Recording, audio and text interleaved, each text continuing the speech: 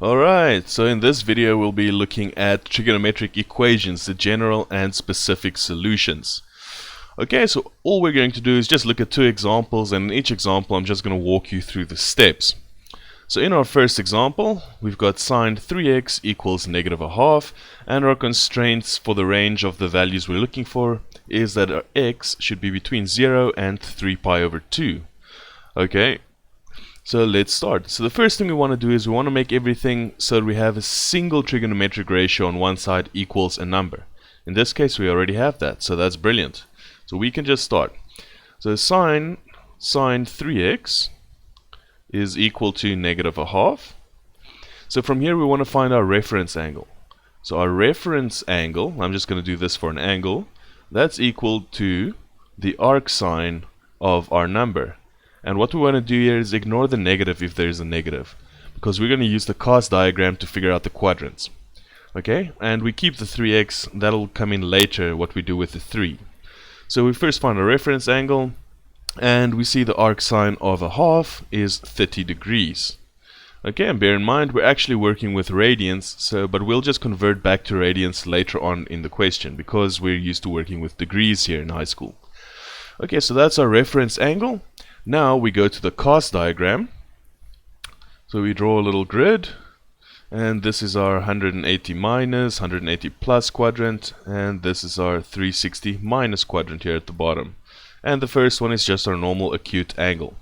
Alright, so what do we want to do here? Well, we see sine, the initial sign of some angle that we had was negative. So where is sine negative? Well, in the third and in the fourth quadrant. So that means it's in the 180 plus and in the 360 minus quadrant. So our angle 3x will be equal to, let me actually maybe move that down a little bit. So our angle 3x will be equal to 180 plus 30 for the third quadrant, and that's 210. And we're going to say, but that can repeat every time we go make a whole revolution, like every 360 degrees it's going to be at the same spot. So plus k times 360 if k is an integer. Right, so just whole numbers, positive and negative. We can go in the negative direction or in the positive direction, and it will repeat into the same value. Okay, so that's the one option. The other option is that we're in the fourth quadrant, because that's also where sine is negative. Okay, so the fourth quadrant is 360 minus, and we said our reference angle is 30, so 360 minus 30 is 330. Again, plus k times 360, as we can repeat to the positive or negative direction as often as we want and get the same value. Right, now we need to get rid of the 3 because we want x. Okay, so if we look at this first line, if we get x by itself, that means we have to divide this side by 3. So we have 210 divided by 3 is 70 degrees plus k times, and now it'll be 120. And we'll see this again when we get to graphs in the next video. The 3 in here means that we will be repeating the whole sinus function 3 times every 360 degrees. So instead of it looking like this, it'll now look like this. It'll repeat 3 times. So that's why the period is now 120. Okay, and k is still an element of the integer, very important in the exams to write that part. And now if we look at this second line, we divide that by 3 and we get 330 divided by 3 is 110 degrees plus k times 120 again, and k is an element of the integers. Right, so this is now our general solution. But we want a specific solution, everything between 0 and 3 pi over 2. Okay, so let's first convert the radians to degrees so we can see what we have to deal with. And I'm just going to do that, let's do that at the top here. So usually we know that 180 is the same as pi, and that's our starting point. Okay, so we want to know how many degrees is 3 pi over 2 radians. Okay, to do this I think the easiest way is just to cross multiply. So 180 times 3 pi over 2, 180 times 3 pi over 2 is equal to pi times x. Pi times x. Okay, and then we divide both sides by pi. Maybe let's just simplify this side a little bit. So 180 times 3, that's 540 divided by 2 is 270. So we get 270 pi equals pi times x. Divide by pi and we just get 270 equals x. Alright, so we know it's from 0 from 0 all the way to 270. So that's the degrees we're working in. Alright, so now we can say this means that x equals, and let's start with this first one, 70 degrees. Is that between 0 and 270? Yes. So 70 counts. Now, plus k times 120, so we can substitute the k with 1. So 70 plus 1 times 120, that'll give us 190. That still fits. So we can do 190. That's fine. What about adding another 120 to this? That'll give us 310. That's too big. Okay, let's see if we move to the left. So make k negative 1. 70 minus 120, that'll be negative 50. That is not inside this range. So we're done with our first line. Then let's look at our second line. 110, that fits in, so we can write that down. 110 degrees. And if we add 120 to that, we get 230. That still fits, so we can add that one. 230. And what about the next one? If we add another 120 to this, we get 350. That's too big. 110 minus 120, that gets us to negative 10. That's too small. So this is our answer in degrees, but we want radians. So again, we just need to convert each of these angles back to radians. And let's do that in blue again, the conversion part. Okay. So the first one, 70. So we'll say again, we'll just do 180 is to pi, as 70 degrees is to x. Cross multiply, so 180x equals 70 pi, and divide both sides by 180 to get x by itself. So x equals, if we simplify this, that's 7 pi over 18. Okay, so that's our first value. Then we can do the same for 190. So 180 to pi is the same as 190 to x. Cross multiply, we get 180x equals 190 pi. And divide both sides by 180, and we get x equals 19 pi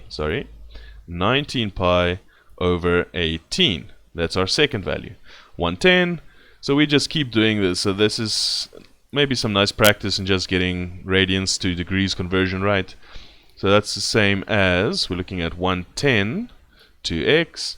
So again, cross multiply, 180x equals 110 pi. Divide by 180, and we get x equals 11 pi over 18. And finally, we've got 230. So 180 to pi is the same as 230 to x. Cross multiply, 180x equals 230 pi.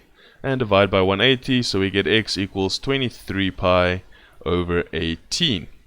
And our final answer would thus be x equals, so 70 degrees, that's 7 pi over 18. So 7 pi over 18.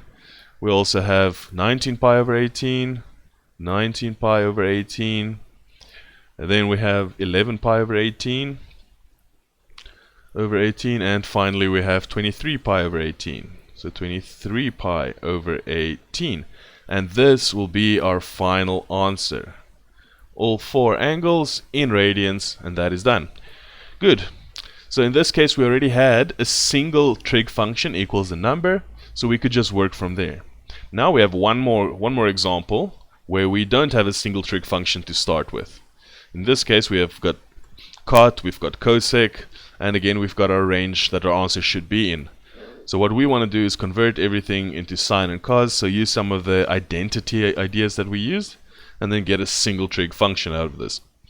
Okay, so I'm going to convert everything to sine and cos to start with. So I'm just going to rewrite this because maybe it looks a bit funny with all the brackets here. This is 2 cot squared y plus 3 cosec y. Cosec y equals 0. Alright, so cot is the same as cos squared over sin squared. Cos squared y over sin squared y. Plus, and then cosec y is the same as 1 over sin y. So this is 3 over sin y equals 0.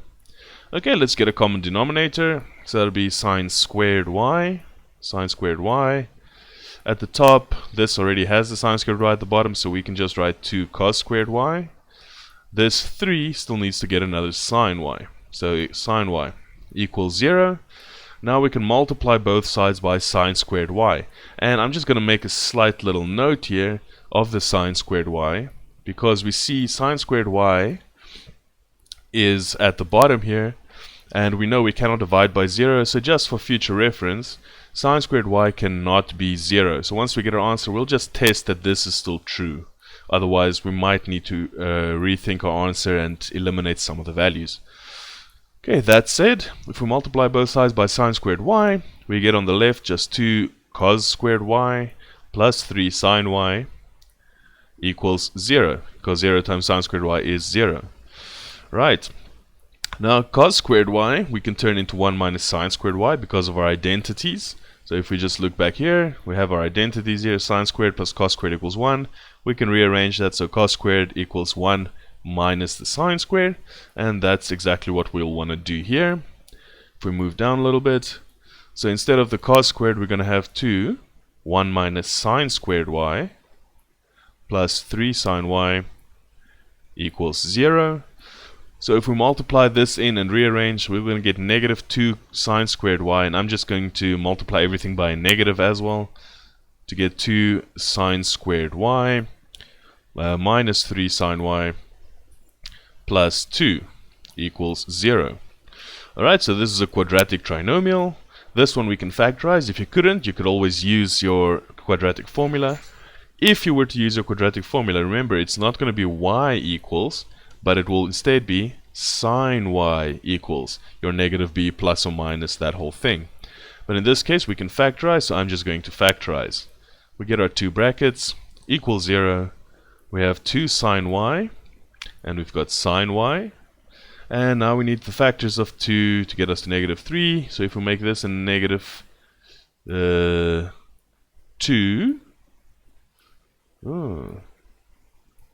sorry, this must also be a negative. My apologies. That must be a negative. This becomes a plus.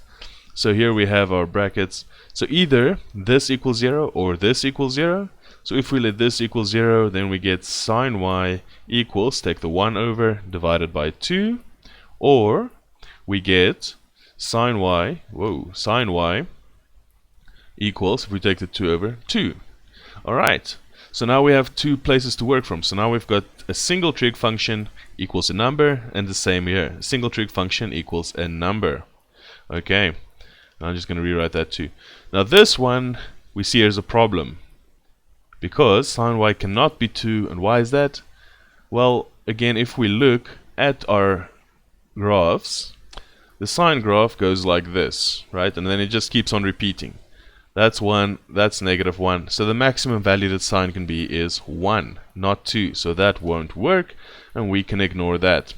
That's not applicable. But with this one, let's continue here.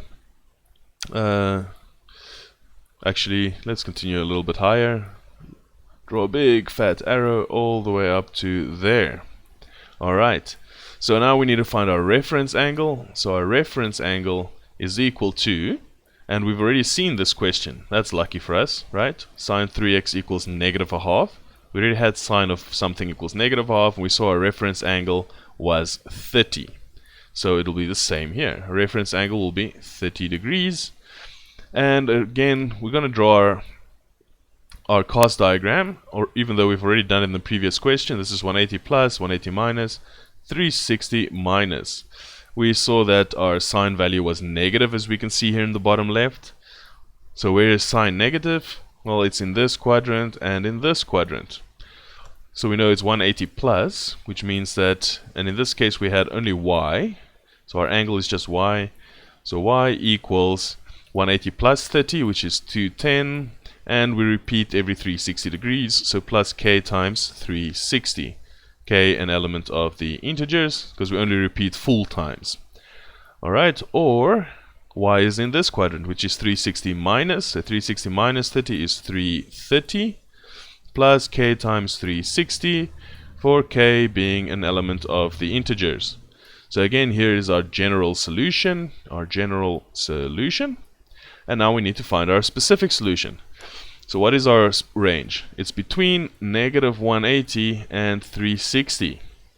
Okay, so all we need to do now is use these two lines to calculate all the values that fit between negative 180 and 360. So let's start. I'm going to start with the top line, 210. Is that inside this range? Yes. So we can write 210. Then we see, what if we add 360 to 210? That gets us 570. That's too big. What about subtracting 360 from 210? Yes, that gives us negative 150, so that's within the range. So negative 150. If we subtract another 360 from here, too small. Okay, so we're done with our first line. Second line, 330, that fits. That fits. Okay. Add 360 to this, that gets us to 690, way too big. So let's go in the opposite direction. 330 minus 360, that gets us negative 30, and yes, that is within our range. Subtract another 360 from here, too small.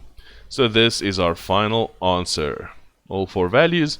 So you can see the idea with solving trigonometric equations is to get into a single, use your identities and all your other algebra know-how to get this into a single trig identity. It's like a sine or a cosine or a tan of something equals a number. Once we have that, we find our reference angle, use the cos diagram to check the quadrants, and then we have our general solution, and from there we just populate our specific solution by substituting k equals 1, negative 1, 2, negative 2, basically adding 360 and subtracting 360 until we don't fit inside here anymore. And that's exactly the same we did over here. And this time the only thing was we started off already with a single trig ratio equals a number, and we had, in terms of pi, we had radians that we needed to use. So we worked with degrees most of the time because I think that's what we're used to, and then just finally converted the degrees back into radians for our final answer. So that's it for trig equations. Join me next time for trig graphs and how to sketch them.